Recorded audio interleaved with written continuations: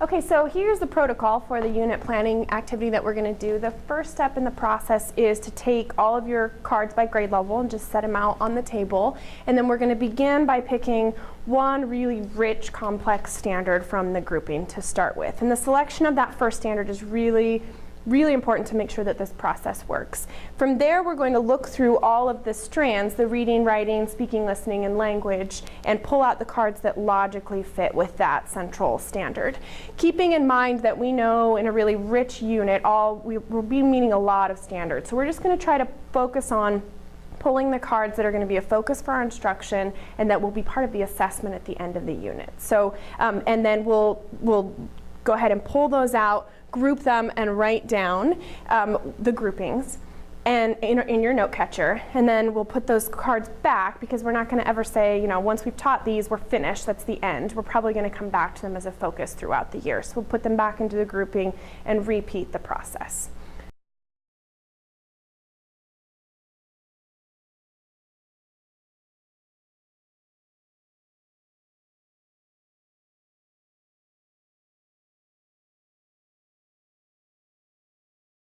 What I have here on the table is just I have all the standards laid out by strand: reading, literature, reading informational text, writing, speaking, listening, and language. Now this is only for language arts. If you are teaching in the other content areas, you'll have reading, writing, speaking, and listening, because language arts is the only content area that separates them into reading of literature and reading of informational text. And then the language standards are specific to language arts. So these are the 11 to 12 grade standards that I have laid out here. And remember, I want to start by kind of browsing through and picking a really rich, complex standard that's going to be the focus of my instruction. It's kind of the core, the central part of the unit, and you might think of it in terms of what you would build a culminating project around, something that you could really make as a kind of a central part of a culminating project.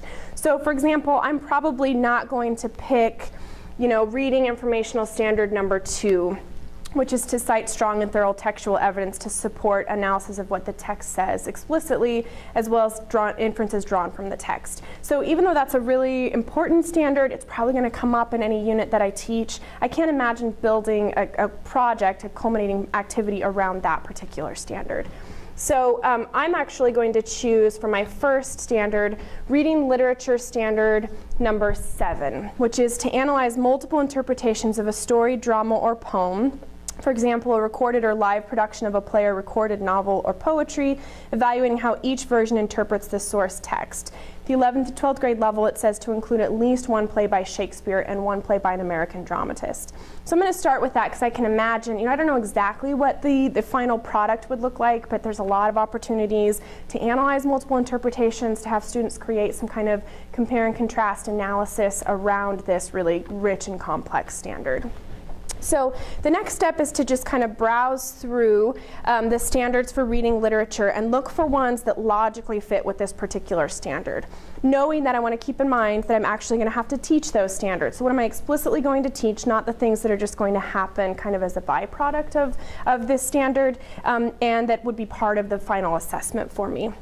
So I am actually going to pull the reading literature number 1, which has to do with citing strong and thorough textual evidence to support what the text says, as well as inferences. Because if I'm having students read part of a text and then watch a video, I'm going to want them to pull in specific textual evidence to support the analysis of that. So I'm going to pull that second one. And then I'm looking at the second, reading literature number 2, which is to determine 2 or more themes or central ideas of a text. I feel like I could pull that in as part of this, but I don't know that I'm going to want to look at how all these different sources have more than one theme that's attached to them. So it's something that would fit there, but I don't think it'll be a focus of my instruction.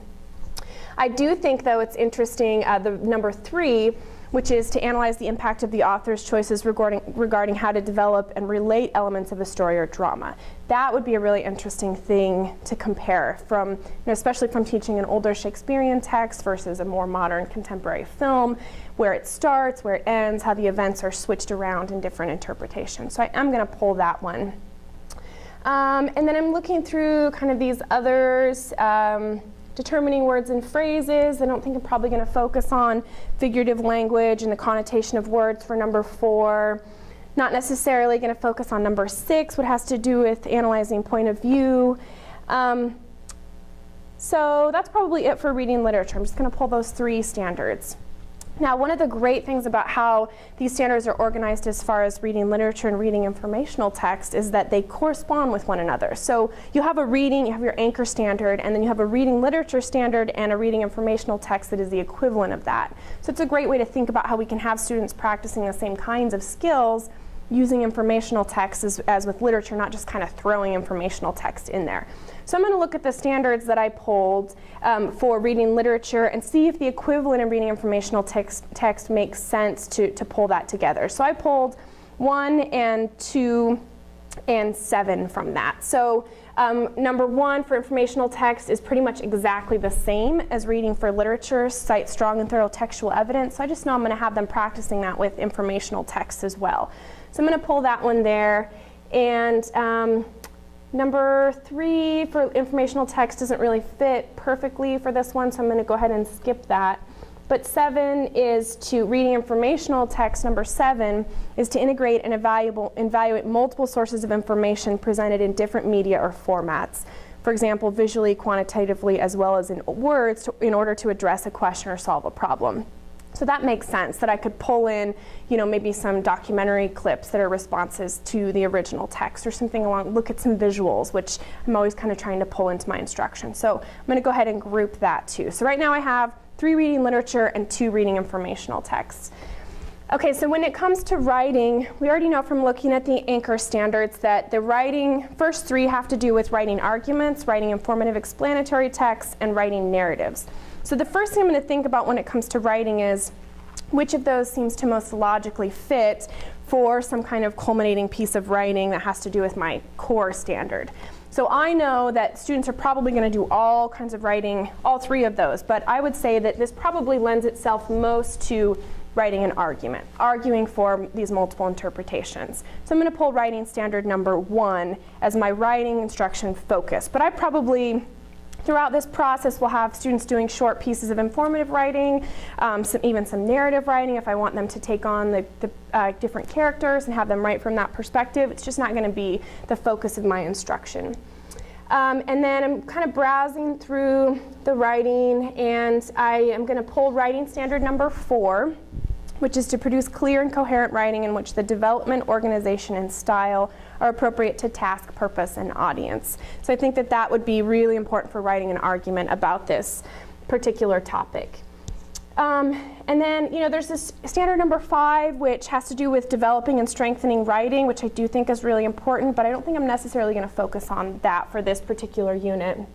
But I am starting to think if I'm going to use video clips and multiple interpretations and compare and contrast, this would be a great time to have them create some kind of technology-based product. So I'm going to pull number 6, which has to do with using technology to produce and publish writing and to create shared products with other students. And then I'm also going to pull writing standard number 8, which has to do with gathering information from multiple sources, which is something that matches really well with the reading standard I pulled already. So that one seems to make a lot of sense. And then writing standard number 9, which has to do with drawing information from literary or informational texts. So we're going to be doing that anyway, so I want to kind of focus on that. I pulled it out for the reading. So now for speaking and listening, I'm thinking, first of all, I'm kind of drawn to the first standard to initiate and participate effectively in a range of collaborative discussions, because discussions happen in my classroom all the time. I'm never going to plan a unit without that. However, this really isn't probably going to be a unit for early on in the year, so I think I'm maybe going to wait on that one as a focus. I'm not going to pull this in for this particular one. So they're going to have discussions, but I'm not necessarily teaching them how to discuss in this particular unit. But I am going to pull speaking and listening standard number 2, which has to do with integrating multiple sources of information presented in diverse formats and media. So it works well with my technology standard that I pulled for writing. They're going to embed maybe some clips from videos as well as things from the text itself. So I think that makes sense. And then speaking and listening number 5, which has to do with making strategic use of digital media. So it kind of goes hand in hand with the standards that I've already pulled. Okay, my last grouping has to do with the language standards. Now, I really, as a language arts teacher, I love to see that each grade level has 6 language standards. So that means that I can focus on these again and again throughout the unit, that I can also, or throughout the year. I can also just use one for any particular unit that I think is really important to improve students' writing, to kind of really explore in depth. So I'm probably going to only pull one language one each time. Maybe if I'm doing a more writing based, like a research essay type of thing, I might pull a couple. But in this case, I want to pull just one language one that I'm going to focus on, and that seems to fit logically with the ones that I have already grouped here. So I am thinking that I'm actually going to pull language standard number 4, which has to do with determining or clarifying the meaning of unknown and multiple meaning words and phrases based on grades 11 to 12 reading and content.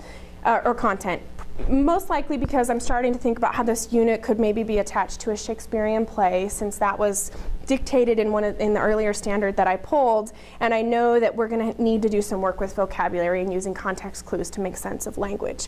But I also think it would be interesting to talk about the different contexts, the different versions of a work of literature and how they use language there.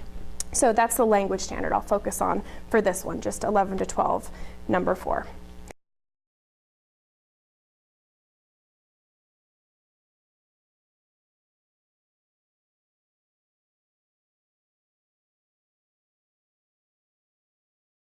Okay, so the next step will be, now when I finish this process, I'm going to go ahead and just put these back in. So that's the first round. I've just gone through one grouping. I would take my note catcher and just write down all of these standards where it says on that grouping sheet or on that note catcher. And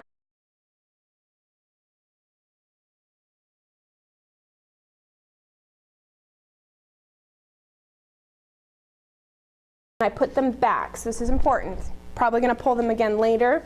I'm going to go ahead and put them back, and then I'll repeat the process for the next grouping, pulling out a really rich, complex standard. Remember, and this is really important, I pulled from reading the first time, but your first standard doesn't have to be from reading. You can pull from any standard for the first one and then go from there with your grouping.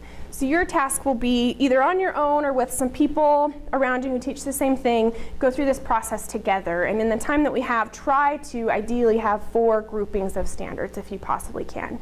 And then we'll go from there to the next step in the unit planning process.